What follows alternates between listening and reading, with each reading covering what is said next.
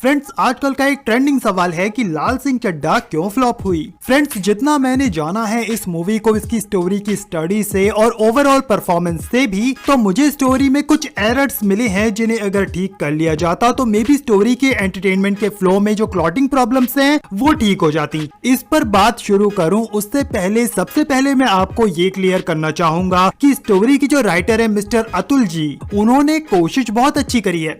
लाल सिंह चड्ढा जैसा कि हम जानते हैं फॉरेस्ट गंप मूवी का इंडियन रीमेक है, तो ये लाल सिंह चड्ढा जो मूवी है फॉरेस्ट गंप का जुड़वा इंडियन भैया लग सके ऐसी पूरी कोशिश की गई है। नए एक्सपेरिमेंट्स कहानी में किए गए हैं। इंदिरा गांधी के समय से स्टोरी को जोड़कर प्रेजेंट तक लाने में कड़ी मेहनत भी करी गई। आमिर खान सर का कहानियों की क्वालिटी को लेकर सेंस हमेशा बहुत अच्छा रहता है, तो अतुल जी की मेहनत इतनी तगड़ी थी कि आमिर खान भी कन्विंस हो गए कि मूवी बढ़िया चलेगी। तो सवाल ये है कि ये चल क्यों ना सकी। कारण क्या रहा कि 180 करोड़ की इन्वेस्टमेंट से बनी मूवी आधा भी नहीं कमा सकी। आज इसी पर बात करेंगे, इसको अच्छे से समझेंगे। बाय द वे, आप देख रहे हैं tell me Sumit YouTube channel को सब्सक्राइब करें और बेल आइकन दबा दें। फ्रेंड्स, लाल सिंह चड्ढा मूवी में आमिर खान की एक्टिंग को क्रिटिक्स द्वारा खास तौर से टारगेट किया गया। इस मूवी के फेल रहने के बाद कई लोगों ने लाल की भूमिका निभाते आमिर खान से ओवर एक्टिंग की शिकायत भी की और क्रिटिक्स ने शिकायतें कर करके आमिर खान को इतना कन्विंस भी कर लिया कि कुछ दिन पहले न्यूज में मैं सुन रहा था कि आमिर खान कह रहे थे कि वो खुद से मेकर्स को हुए नुकसान की कुछ भरपाई कर देंगे।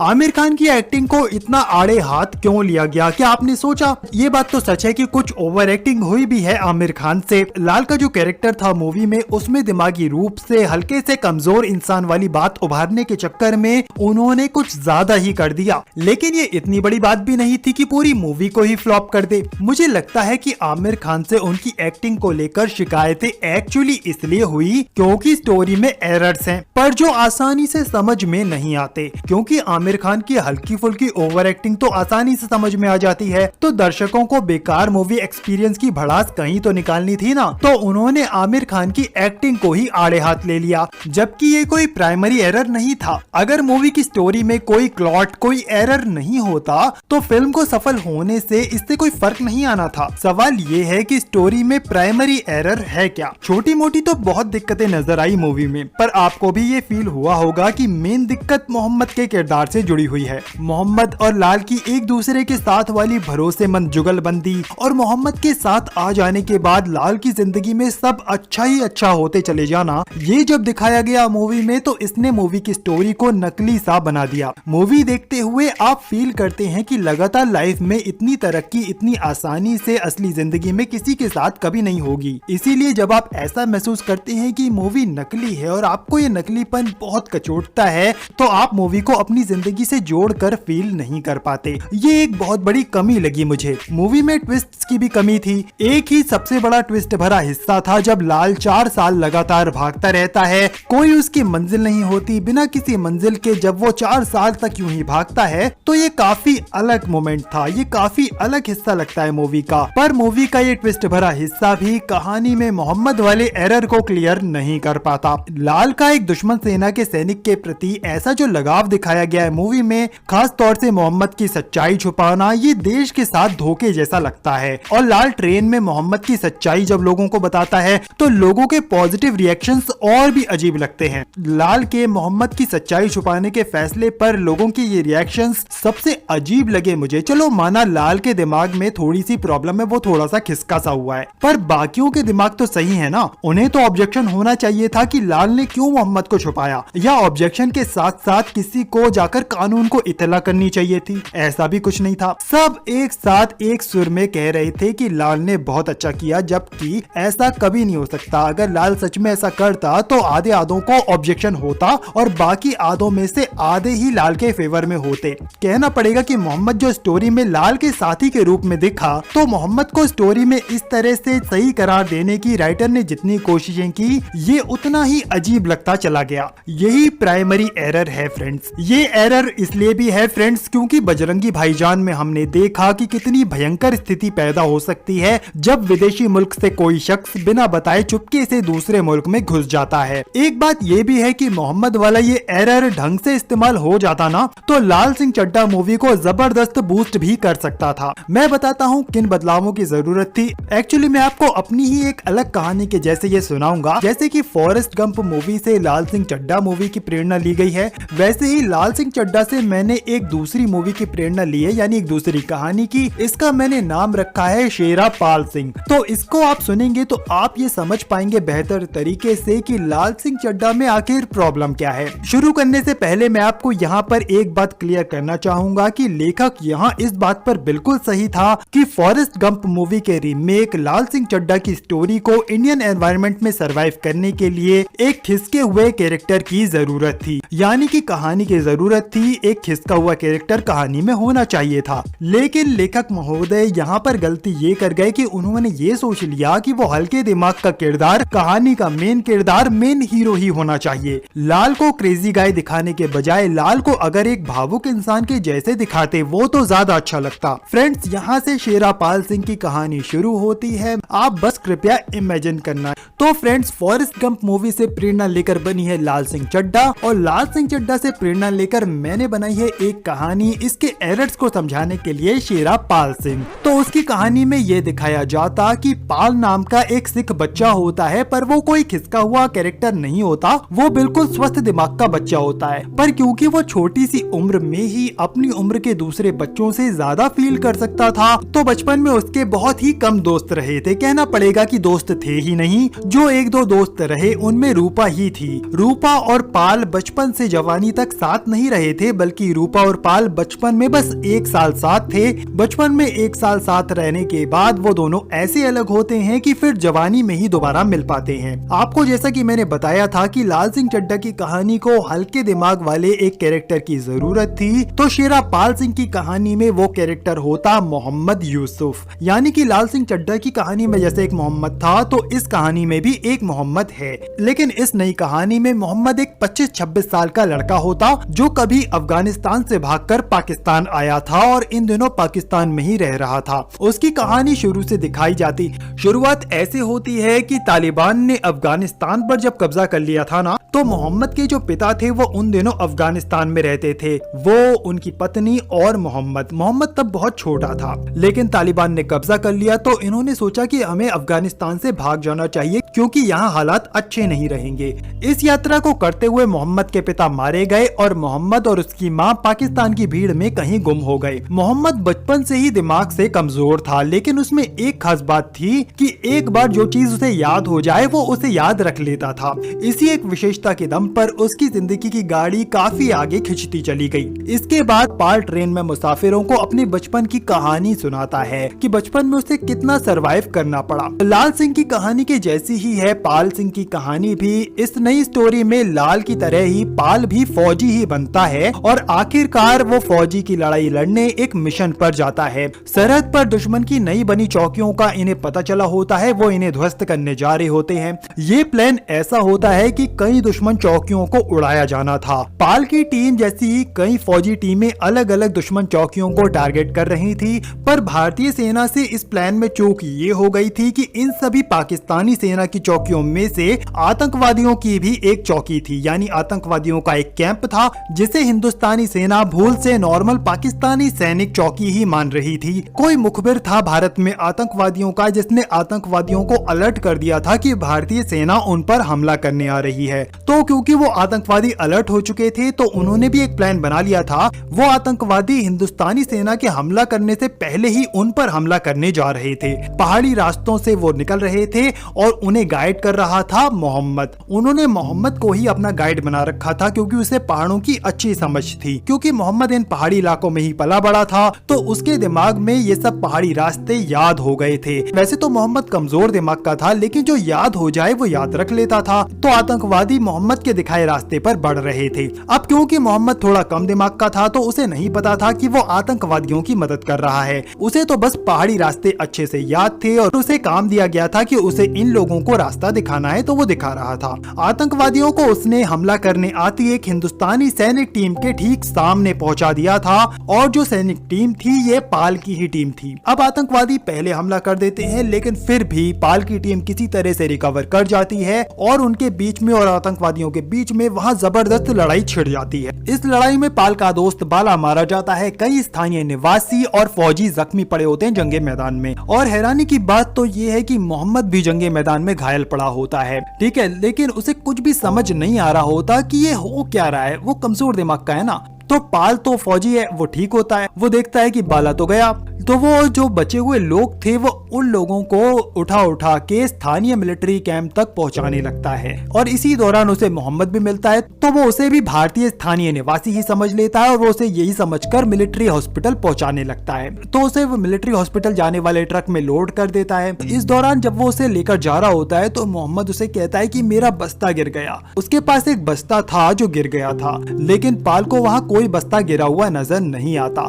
लेकिन पाल जब फिर से किसी और को लेने जाता है वापस, तो उसे वहाँ मोहम्मद का गिरा हुआ वो बैग मिलता है जो उसके हाथ से गिर गया था। खास बात ये है कि ये बैग मोहम्मद को आतंकवादियों ने रखने को दिया था संभालने के लिए। पाल इसे अब खोल कर देखता है कि इसमें है क्या, तो उसमें से उसे कुछ चीजें मिलती हैं जिससे पाल समझ जाता है कि मोहम्मद तो आतंकवादी है। तो वो बेस को इसकी सूचना दे देता है। मिलिट्री हॉस्पिटल में जहाँ तो एक तरफ मोहम्मद को इलाज दिया जा रहा होता है तो वहीं उसे हथकड़ी भी लगा दी जाती है। शेरा पाल सिंह में मोहम्मद के पैर वैर सब सही सलामत होते हैं, लेकिन बस वो शरीर से थोड़ा जख्मी होता है और उससे भी ज्यादा तो वो जख्मी दिमाग से होता है। इसके बाद की घटना कुछ वैसी ही होती है। बहुत से लोगों की जान बचाई थी पाल ने, तो हर जगह पाल की तारीफ हो रही होती है। उसे इनाम में वीर चक्र भी दिया जाता है, पर पाल आगे खुश नहीं हो पाता। वो खुश तो होना चाहता था ये सोचकर कि उसने सब अच्छा किया है, पर रूपा नाम की एक रिपोर्टर आती है जो पाल को अब बताती है कि मोहम्मद का इलाज करने वाली डॉक्टर से बात की गई है और रूपा को सच ये पता चला होता है कि मोहम्मद तो दिमागी रूप से काफी कमजोर है, तो वो एक आतंकवादी नहीं हो सकता। रूपा बताती है कि मोहम्मद से सख्त पूछताछ शुरू होने वाली है क्योंकि वो इकलौता जिंदा बचा आतंकवादी माना जा रहा है। अब यहाँ से पाल का पश्चाताप बढ़ने की शुरुआत होती है स्टोरी में। इनफैक्ट इतना गिल्ट होता है उसे कि वो अपनी फौजी वाली नौकरी ही छोड़ देता है और वो रूपा के पास जाकर उससे कहता है कि अगर मोहम्मद के लिए वो कुछ कर सके तो वो करना चाहेगा। रूपा उसे प्रेजेंट की सिचुएशन बताती है कि मोहम्मद से इन्वेस्टिगेटिंग टीम्स तगड़ी पूछताछ कर रही हैं और उन्हें पूरा यकीन है कि सजा से बचने के लिए मोहम्मद पागलपन का झूठा नाटक कर रहा है। रूपा बताती है कि वो और उसके जो साथी लोग हैं वो कोर्ट को इस समय मना रहे हैं मोहम्मद पर नरमी बरते जाने के लिए और उसकी दिमागी जांच अच्छे से करवाने के लिए। एक छोटा सा ट्विस्ट ये भी होता है कि रूपा और पाल जल्दी नहीं जान पाते कि वो और पाल दोनों बचपन के साथी हैं। मोहम्मद की मदद करने जो ये दोनों अब निकलते हैं तो उसकी मदद करने का ये सफर काफी ट्रिकी होता चला जाता है। पाल मोहम्मद की मदद करना चाहता था लेकिन वो चड्डी का बिजनेस भी शुरू करना चाहता था, लेकिन क्योंकि वो मोहम्मद के लिए बहुत परेशान रहता था तो इस वजह से वो चड्डी का बिजनेस अभी शुरू नहीं कर पा रहा था।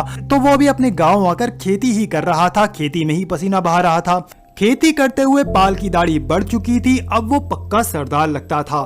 स्टोरी में जब भी रूपा कोर्ट की मदद से मोहम्मद की मदद करने के लिए मोहम्मद के पास जाती, उस जगह के बारे में उससे पूछने जाती जहां से मोहम्मद आया है, तो मोहम्मद क्योंकि हल्के दिमाग का लड़का है तो उसके दिमाग में मिक्स थॉट्स हैं, उसके दिमाग में बहुत सी यादें भरी हैं। रूपा जब पूछती कि तुम कहां से आए हो तो कभी तो वो अफगानिस्तान का डिस्क्रिप्शन उसे बताता तो कभी पाकिस्तान का डिस्क्रिप्शन उसे बताता, तो रूपा बहुत कंफ्यूज हो जाती। लेकिन वो इतना जान पाई कि मोहम्मद या तो पाकिस्तान या फिर अफगानिस्तान से आया है, इन दोनों में से कोई एक जगह फिलहाल उसका ठिकाना है, वहीं पर उसका घर और उसके परिवार वाले होने चाहिए। मोहम्मद का दिमाग यादों में अंतर नहीं कर सकता तो वो क्लियरली नहीं बता सकता कि वो एक्चुअली कहां से है। रूपा अब देखती है कि मोहम्मद की वजह से उसे बचाने का टाइम वेस्ट होता चला जा रहा है। थोड़ा सा एक्स्ट्रा टाइम पाने के लिए कोर्ट को मनाने के लिए रूपा पाल के गाँव जाती है खेत पर पाल से मिलने। वो पाल का इंटरव्यू लेना चाहती थी। पाल सिंह का गांव देखकर अब वो समझ जाती है कि पाल और वो तो बचपन के साथी हैं, पर अभी वो कुछ भी जाहिर नहीं करती क्योंकि ये वक्त पुरानी यादें ताजा करने का नहीं था। वो पाल का इंटरव्यू लेने आई थी तो वही लेने लगती है। पाल से वो कैमरे पर सरकार से रिक्वेस्ट करने के लिए कहती है मोहम्मद के लिए, मोहम्मद पर नरमी बरते जाने के लिए। लेकिन आगे होता ये है कि रूपा के हेडक्वार्टर पर छापेमारी की जाती है, ये फुटेज छीन ली जाती है, ये फुटेज टीवी पर आने नहीं दी जाती। पाल अब कुछ दिनों बाद बाद शहर आता है रूपा के ऑफिस मोहम्मद के बारे में पता करने। तो उसे पता चलता है कि मोहम्मद को जेल भेज दिया जा चुका है और एक दिन पहले ही एक खबर आई है कि जेल में कैदियों ने मोहम्मद को बहुत मारा पीटा भी है। अब पाल को बहुत दुख होता है, उसे गुस्सा भी आता है। उसे लगता है जैसे मोहम्मद की बुरी हालत के लिए वही जिम्मेदार है। तो उसे इतना ज्यादा दुख होता है कि रूपा के ऑफिस से निकलकर पाल अब भागने लगता है, मानो जैसे वो अपनी गलती के पश्चाताप से भाग रहा हो और वो लगातार भागता ही जाता है। इस तरह से भागते भागते कुछ ही वक्त में वो फेमस हो जाता है, लेकिन वो 4 साल तक नहीं भागता। कोई नहीं जान पाता कि पाल भाग क्यों रहा है। उसे भागते हुए 2 महीने हो चुके थे। 2 महीने भागते रहने के बाद रूपा अब आकर उसे रोकती है। रूपा उसे रोककर बताती है कि अफगानिस्तान के रिपोर्टर साथियों की मदद से उसने मोहम्मद की फैमिली को अफगानिस्तान में काफी ढूंढा है, पर वहाँ उन्हें कोई भी नहीं मिला है। तो हो ना हो पाकिस्तान में ही मोहम्मद का कोई रिलेटिव होना चाहिए। तो पाल रूपा को अब कहता है कि वो पाकिस्तान जाना चाहता है। मोहम्मद की फैमिली को ढूंढने में वो भी मदद करना चाहता है और वो करके रहेगा। रूपा पाल का पाकिस्तान जाने का बंदोबस्त करती है, लेकिन वो पाल को दाढ़ी हटाने को कहती है। पाल कानूनी तरीके से अब पाकिस्तान आता है। पाकिस्तान में पाल बहुत ढूंढने की कोशिश करता है मोहम्मद के परिवार वालों को, पर वो ढूंढ नहीं पाता। अब पाल सोचता है कि क्या करूं, उसका वीजा भी खत्म हो रहा था। तो उसके दिमाग में एक आइडिया आता है, एक बहुत ही खतरनाक आइडिया। पाल क्योंकि मोहम्मद की फैमिली को ढूंढ नहीं पा रहा था, तो मोहम्मद के परिवार तक पहुंचने के लिए वो अब एक खतरनाक प्लान बनाता है। पाल के भावुक फौजी दिमाग ने क्या प्लान बनाया था, तो बस यूं समझ लीजिए कि पाल ने इस प्लान पर चलते हुए अपनी जान पर बहुत बड़ा खतरा मोल ले लिया था। ये तो पाल की किस्मत अच्छी थी कि पाकिस्तानी फौज पाल को पकड़कर वापस से हिंदुस्तान भेज देती है। पाल बहुत हताश हो जाता है इस नाकामी से, पर पाल के भारत लौटने के बाद पाकिस्तान में कुछ हलचल शुरू हो जाती है। होता यह है कि पाकिस्तान की आवाम द्वारा ही मोहम्मद के परिवार को पाकिस्तान में ढूंढा जाने लगता है। इसकी कोशिशें तेज होने लगती हैं और पाकिस्तानी मीडिया इसे कवर कर रहा होता है, दुनिया भर में इसे दिखा रहा होता है। टीवी पर ये सब देखकर रूपा बहुत खुश होने लगती है, लेकिन पाल को इस सब से कोई खास उम्मीद नहीं हो पाती, क्योंकि वो तो खुद जाकर ढूंढ आया था, तो वो निराश ही रहता है। उसे नहीं लग रहा होता कि इस सब से कुछ होने वाला है। लेकिन आखिरकार मोहम्मद की माँ सामने आती है। वो मोहम्मद की दिमागी हालत टीवी पर आकर सबको बताती है और हिंदुस्तान सरकार और कोर्ट मिलकर फाइनली मोहम्मद की बेगुनाही कबूल करते हैं। अब जाकर पाल सिंह को खुशी होती है। इस तरह आखिरकार मोहम्मद का पाकिस्तान वापसी का सफर अब शुरू हो जाता है।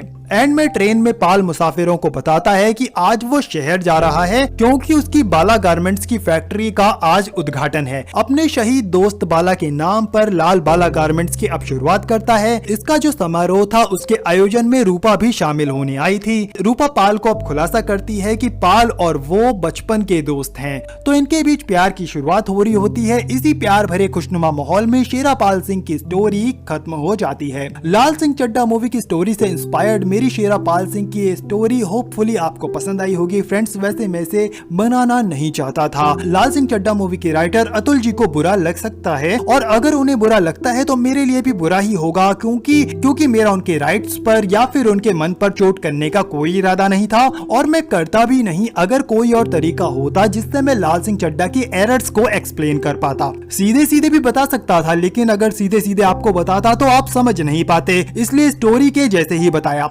बाकी मैं अतुल जी से क्षमा चाहता हूँ। मैं कहना चाहता हूँ उनकी लेखनी ही बेस्ट है। मैं तो बस स्टोरी के एरर्स को सिंप्लीफाई करना चाहता था, कोशिश भी यही की है। फिर भी अगर उन्हें बुरा लगा हो या किसी और को बुरा लगा हो तो उनसे मैं क्षमा चाहता हूँ।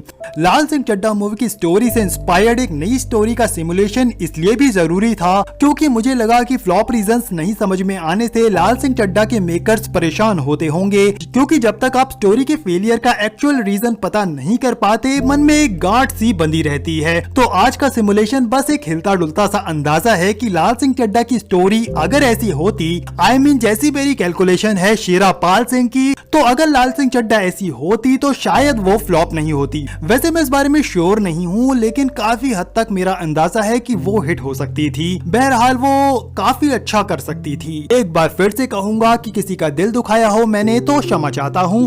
बहरहाल आज का वीडियो यहीं खत्म। मिलते हैं अगले वीडियो में। Till then take care.